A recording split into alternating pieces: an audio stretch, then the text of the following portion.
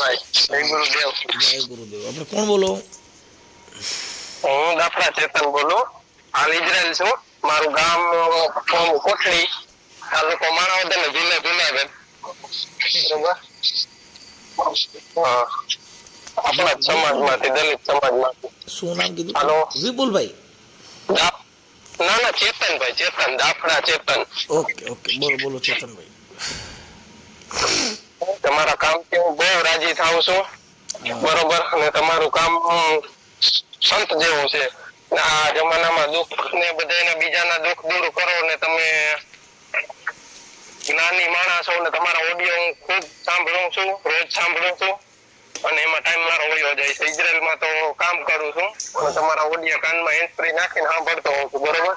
Okay. તમારા એક એક શબ્દ છે ને, તમારા એક એક શબ્દ મગજમાં અને જીવનમાં ઉતાર્યા જેવા હોય. અને તમે અંધશ્રદ્ધાથી મુક્ત કરો છો માણસોને. પછી ક્યાં રસ્તે હાલવું જોઈએ, ક્યાં રસ્તે ના હાલવું જોઈએ, સમાજમાં સારી વિચારધારા ફેલાવો છો. એટલે હું તમને આજથી વર્ષથી પહેલા ફોન કરવાનો હતો, પણ તમે પછી કામમાં હો ને મારા એવા કઈ પ્રશ્ન નહોતા. બરોબર. એટલે આજે વાત થઈ ગઈ, એટલે બહુ ધન્યવાદ તમારો જવાબ આપવા માટે. સારું. આપણે શું કામ શું હતું? કામમાં હવે મેં ગુરુ તો ધારણ કર્યા છે. બરોબર. પણ હવે સુરતા આપણી જે હોય, આપણું મન ચંચળ છે, તો મનને આપણે કેમ બાંધવું એમ વાત છે. નામ સ્મરણ તો કરતો હોઉં છું, પણ આપણે બે ધ્યાનમાં ને તો લાગતું નથી મન. એનું શું કારણ? આપણે કઈ સંપ્રદાયમાં છો? ઉગમ ફોજ જ બાંદ્રાના જ છે. ઉગમ ફોજ ગુરુભાઈ. હા, બરાબર. મારા 30 વર્ષ થયા. મારી કઈ કોઈ મોટી ઉંમર નથી. બરોબર. એટલે નાનો ભાઈ છું તમારો. હા, પણ એમ કે હજી નથી જોઈ શકતા, હું જોઈ શકું છું. એટલે કે સમજણ ગુરુદેવની દયાથી સારી છે. કારણ કે મારે મુક્ત થવું છે લોભ માંથી, મોહ માંથી ને, એટલે તમને આ પ્રશ્ન કર્યો. બરોબર. બાકી તો અહીંયા પૈસા છે, અહીંયા 2.5 લાખ પગાર છે મારો. બરોબર. બધું સારું છે, બધું મળે છે. અહીંયા માણસો બહુ સારા છે, ઇઝરાયલના યહૂદી લોકો. અહીંનું કલ્ચર બહુ સારું છે. હા, એટલે આપણે પ્રસાદી કરવી છે ને તમને તેડાવવા છે. બરોબર.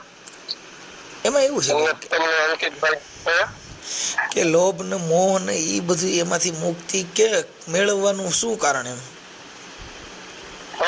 કેમ કે લોભ છે એ અતિ ન હોવો જોઈએ. લોભ અતિ ન હોવો જોઈએ એમ. લોભ તો કોઈ પણ માણસ ને હોય. તમે તમારી વાત 100% વાત મારો દરેક ગુટલો ઉતરી ગયો. કહેવત છે ને કે અતિ લોભ પાપનો મૂળ છે. એટલે લોભ તો જે ગુરુ કરો એ ગુરુમાંય લોભ હોય છે. એવું છે. એ જો લોભ મોહ એ બધી વસ્તુ, જો મોહ ન હોય તો એને શિષ્ય કરવાની જરૂર ક્યાં રહી? મોહ એક મુકાઈ ગયો તો પછી એમાં જાજા શિષ્ય કરવા, તમારે સમજાવવાની કોશિશ કરવી, જ્ઞાન કથવા, એ બધા કરવા, એ મોહ જ છે ને. મોહ કેને ન હોય? જેને માનસિક ગાંડો માણા હોય એને, જેને મગજની નસ ખેંચાઈ ગઈ, મગજ છટકી ગયું અને કામ ન કરે, એને મોહ માયા કાંઈ ન હોય. કેમ કે એને પરિવારની પીડા નથી. મારા છોકરા શું કરે છે, બાયડી મારા મા બાપ શું કરે, કેમ કે એ તો એની મસ્તીમાં છે. આપણે બધા સંસારિક જીવ છીએ. આપણી જે આવવું પડે ને ભાઈ, આપણે મારે બાઈ છે, છોકરો છે, બાપા છે. બરોબર. હા, એના માટે મારે આવવું પડ્યું. એટલે આપણે આપણી ભક્તિ છે, આપણું જે જ્ઞાન છે એ સંસારી છે. સંસારમાં રહીને ભક્તિ કરવાની, બાયડી છોકરા એ બધાને સાચવતું જવાનું અને ભક્તિ કરવાની. અને ઉત્તમ ભક્તિ સંસારિક. અઘરી પાછી તમે કરો છો ને, એટલે તમને ખબર છે, એટલે મેં તમને ફોન કર્યો. બરોબર. સંસારિક ભક્તિ એના માટે ઉત્તમ છે.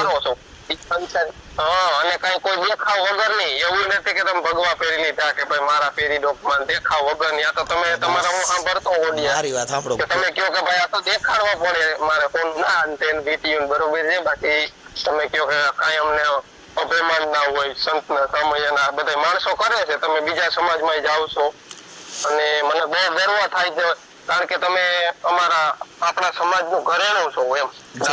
સાહેબ શબ્દ છે ને, શબ્દ એ નિરાકાર છે. આ શબ્દ છે ને નિરાકાર છે. શબ્દનો આકાર હોતો નથી. જો શબ્દ છે એ લખવામાં લખાય તો આકાર છે, પણ બોલવામાં શબ્દનો કોઈ આકાર છે નહીં. આ શબ્દ કીર્તિદાન બોલે તોય બોલી શકો. આ શબ્દ કોઈ ભારતનો સંત બોલે તોય આ શબ્દ બોલી શકો. કેમ કે આ શબ્દ છે ને એ એક ઘા છે સાહેબ. આ શબ્દથી આ બ્રહ્માંડ ટકી રહ્યું છે. આ શબ્દથી આ સૃષ્ટિ રચાણી છે. કેમ કે વચન શબ્દ એટલે વચન છે. વચન હાર હે વચન હે પાર, વચન હે દંગ ધેરિયા, વચન મહી શાન કર બતાવે વો સદગુરુ હે મેરિયા. કેમ કે વચન એટલે આકાશમાંથી પડે નહીં, વચન કોઈ પાતાળમાંથી નીકળે નહીં. વચન એટલે એક શબ્દ જ છે. ઈ વચનનું પાલન કરી લ્યો તો બાપુ એનું મૂલ થઈ જાય. આપણે જે આ વાતો કરી છે આવી વાતો વકીલો કરે છે, જેની 3-3 લાખ રૂપિયા જેની ફી થાય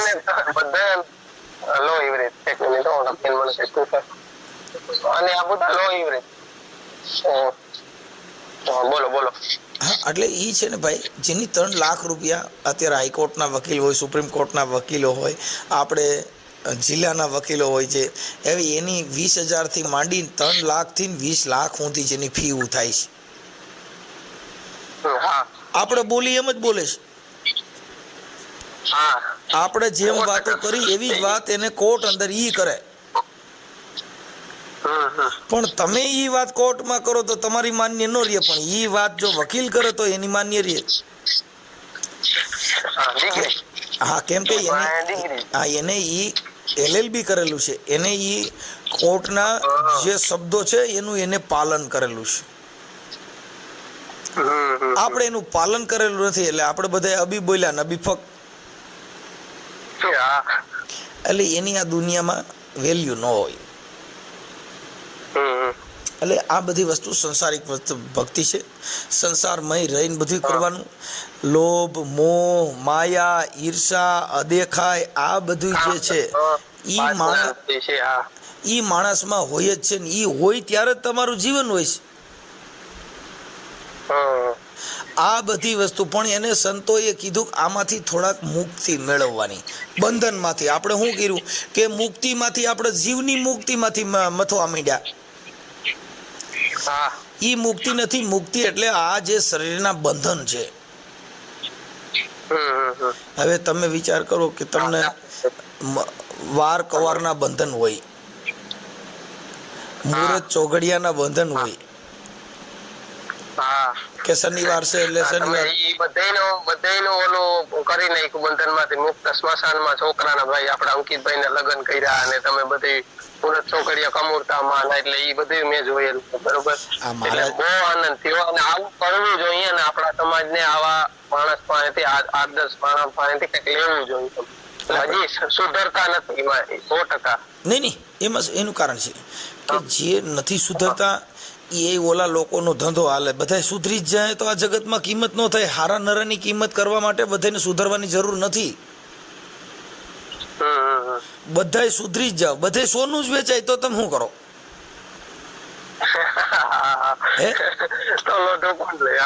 બધા સજ્જન ને બધા આખી જગતમાં બધા ભક્તિ ને બધા સાધુ જ બની જાય તો એની વેલ્યુ હું?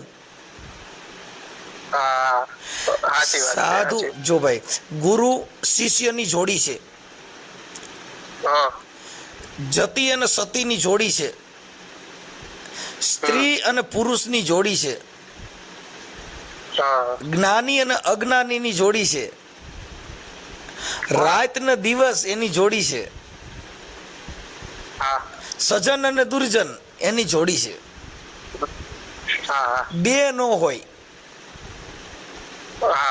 તો આ જગતમાં કિંમત થાય નહીં. કોઈ સુધરી જાય તો ઈ સુધરી જાય ઈ સારું, નથી સુધરે ઈ પણ સારું છે. તમે સમજ્યા? હા હા હા, જો બધા સુધરી જ જાય અને બધા સજ્જન જ બની જાય તો દુનિયામાં હારા નરાની કિંમત કરો કેવી રીતે? હા ખરાબ ન ના હોય, થાય. ખરાબ ન હોય તો હારાની કિંમત ન થાય. હા કોને સજ્જન કહેવા? બધાય સજ્જન જ હોય તો ખરાબ કોને કહેવો? હા કોઈને નહીં. હા. એક ઓનલાઈન કોઈ એક જ ઢાંઠા વાળો હોય, એકા વાળો, એને તમે કહો કે તમારો ઢાંઢો ઉતાવળો છે કે ધીમો, એમાં બીજો ઓપ્શન જ નથી. હા કેમ કે એની પાસે બીજો ઢાંઢો જ નથી. હા બળદિયા જેની પાસે બે બળદ હોય ને એને ખબર પડે કે આવડો ઉતાવળો ને આવડો આ ઠંડો. હા હા હા એમ આ જગતની અંદર સજ્જન માણસોની આ બધી જોડિયું છે, એની અંદર કોઈ ફેરફાર થાય નહીં. અને એમાં બધી કોઈ રીતે ફેરફાર થાય તો સંસાર જ મટી જાય. હા સંસાર છે એમાં જાતે જાતના સાર ઉત્પન્ન થાય. જીવનની અંદર ન જોવાના દ્રશ્યો જોવા જડે, જીવનની અંદર ન સાંભળવાનું સાંભળવા મળે, ન તમે કોઈ દી કોઈ બાબતમાં નો ખ્યાલ હોય એવો ખ્યાલ મળે, એને આ જગતમાં સંસાર કીધો. કે આ સંસારમાં કેવો સાર ક્યારે જન્મ લે એનું નક્કી નથી. હા એટલે મહાપુરુષોએ સમજાવવા માટે કીધું. એટલે એને જીવણ બાપાએ કીધું કે બાપુ વારી વારીને કે વાડામાં પૂરું આ પતલેલ જાય પર બારું, એ સાયાજી શું કરું મારું મનડું માને નહીં મમતાળું. હા, એટલે આ મનડું છે એ મમતાળું છે, એ એમ હેલી હૂંઠે માને એવું નથી. આ માની જાય સત્સંગ સિવાય ક્યાંય માને સત્સંગથી માને. એટલે જે મારે સત્સંગ ખાતું જ મેં તમને એને બહુ મજા આવે તમારી વાત કરવાની, અને મારે રૂબરૂ તમારી પાસે આવવું હતું પણ હવે ટાઈમ ના ભાવે હું ના આવી. મારે અહીં 5 મહિના થયા ઇઝરાયલમાં આવ્યો ને એ પેલા હું કોકરાવદર આગળ વાત કરી, દાદા મંદિરે ગયો તો બરોબર, 2 માણસ છોકરો પગે લાગવા. અહીંયા મારે વિઝા આવી ગઈ ને એટલે ત્યારે મારે રામોદ આવવું હતું પણ પછી ટાઈમ ના ભાવે પાછું મારે મેડિકલ માં જવાનું હતું એટલે ના આવી. કાંઈ વાંધો નહીં, અહીંયા નો આવી કે ને એ જરૂરિયાત નથી. તમે જ્યાં જવાનું હતું, જે મંજિલમાં તમારે પહોંચવું હતું ત્યાં પહોંચી ગયા ને એ જરૂરી છે. તમારે તમારી મનની જે ઈચ્છા છે કે મારે આ મંજિલે પહોંચવું છે, મારે અહીંથી જુનાગઢ જવું હોય તો વચમાં જેતપુર ને જેતલસર ને ગોંડલ ને બધું આવે. હવે વાટમાં જો હું ઉતરી જાઉં ને બધી જગ્યાએ ભાવકારા કરી દઉં તો જુનાગઢ આવે નહીં, એ બધા સ્ટેશન છોડવા પડે. એમ આ જિંદગીમાં ભક્તિ છે ને એમાં બધા સ્ટેશન છે. મોહનું સ્ટેશન આવે તો એને છોડી દેવાનું, આવરણનું સ્ટેશન આવે તો એને છોડી દેવાનું. આ બધાય મોહ માયા ઈર્ષાનું સ્ટેશન આવે તો એને ઘડીક છોડી દેવાનું, નકર તમે જે મંજિલે પહોંચવાના છો ત્યાં પહોંચી શકશો નહીં. હા, આ મંજિલે પહોંચવું હોય તો બાકી તબિયત પાણી બધા ડાયરો મજામાં ને? બસ આનંદમાં આવો, આનંદમાં. તમે કહો તમારે ત્યાં શું ઇઝરાયલમાં તમારે શું કેમ હાલે? અમારે અત્યારે યુદ્ધ હાલે છે એ તો તમે જોતા છો, પણ જે સમાચારમાં જે અફવાઓ ફેલાવે ને કે બિલ્ડિંગ એવું કઈ નથી. આ હું બહાર અત્યારે બેઠો છું બરોબર, અને કાંઈ કોઈ એવું છે ને. હા, ઓલા બંકર હોય અહીંયા શેલ્ટર કે ને, આ લોકોની ટેકનોલોજી સારી છે એટલે અમને રાતે વાગે 2 વખત સાયરન, આજ રાતે ગઈ રાતે વાગ્યું હતું. સાયરન વાગે એટલે મોબાઈલ આખો વાઇબ્રેટ થાય અને એમાં સાયરન વાગે, આપણે એમ્બ્યુલન્સમાં કેમ વાગે એમાં. એટલે તમારે આપણે કોઈ પણ સેફટી બંકર હોય અમારે એપાર્ટમેન્ટ ની નીચે જ છે, ત્યાં વયું જવાનું. એ આખું લોખંડ નું આરસીસી નું બનાવેલું હોય અને એમાં સેફ થઈ જાય. એમાં બધા લોકો જાય, એપાર્ટમેન્ટમાં હોય કોઈ સાર્વજનિક હોય. એટલે અહીંયા ટેકનોલોજી સારી છે. મિસાઇલ પડે છે ક્યાંક ક્યાંક, એટલે એટલી બધી નુકસાની નથી કે જે ન્યૂઝમાં બતાવે બરોબર. આપણે તો ત્યાં એના વ્યૂ જોવા માટે બતાવતા હોય ન્યૂઝમાં, સાચું ખોટું, પણ અહીંયા હોય એને ખબર હોય. બરાબર. અને એનું કલ્ચર બહુ સારું. હજી ઠંડી પડે છે કારણ કે આપણે તો અહીંયા ગરમી ચાલુ થઈ ગઈ, ઓળી ગઈ. અહીંયા તમારે કેટલા વાગ્યા છે અત્યારે? અત્યારે મારા વાગવામાં છે ને 12:30 દિવસના. 12:30 થયા. હા, દિવસના. કારણ કે ત્યાં 3:30 કે 4 થયા છે. 3.5 કલાકનો ફરક છે. હા, અહીંયા 4 વાગવા આવ્યા છે. હા એ તો હું 3.5 કલાકનો ફરક છે. પછી ધીમે ધીમે પાછું વળી ઉનાળામાં થઈ જાય 2.5 કલાકનો ફરક. હા ને અમે 3 ભાઈઓ અહીંયા છે. મારા મોટા પપ્પાના છોકરા છે. હા. પેલા ઈ આવ્યા કન્સ્ટ્રક્શનમાં. તે મને કે તું અહીંયા આવતો રે, ન્યા કઈ નથી ભાઈ, આપણે ધંધામાં ને કઈ હાલતું નથી. હું પેલા પાણી ફિટિંગ નું કરતો, પછી એમાં કઈ નહોતું. અત્યારે ઈ ભાઈ તમે આવ્યો, પછી અહીંયા બાંધકામનું કરો છો? ના હું ક્લીનર નું કામ કરતો, સફાઈ. ઠીક ઠીક ઠીક. અહીંના સેકલમાં છે ને મારો 8-9 હજાર છે. અહીંના ઇઝરાયલી ન્યુ સેકલ કે અહીંનું ચલણ. પછી ઈ ત્યાં આપણે કન્વર્ટ કરીએ ને એટલે 2.5 લાખ થઈ જાય મારો પગાર ત્યાં મોકલું એટલે. ઠીક ઠીક. એટલે પ્રસાદી કરવી છે ને તમને ને અંકિતભાઈ ને બોલાવવા છે. કાંઈ વાંધો નહીં. અત્યારે આ તો આપણે વાત કરીએ, બરોબર છે? કારણ કે કાલની કઈ ખબર તમારું મોઢે સાંભળેલ છે, ઘડી પલકી ખબર નહીં ને કરે કલકી બાત, બરોબર એવું છે. ઈ રવિ સાહેબ મહાત્માએ કીધું કે ઘડી પલકી સુજે નહીં કરે કલકી બાત, જીવ માથે જમણા ફરે જેમ તેતર માથે હોય બાજ. એટલે તો ઈ રવિ સાહેબ નું જે તમારા મુખે મેં સાંભળેલું તમારા ઓડિયામાં, એટલે ઘણું મને જાણવા મળ્યું. અને વિચાર તમે કયો જેમ ઓકે. એક તો નથી સમજવાના, તું કયો જેમ બધા સમજી જાય તમે કયો જેમ, બરોબર? તો આમાં કઈ કોઈ ઓલું થાય નહીં, તફાવત જ ના.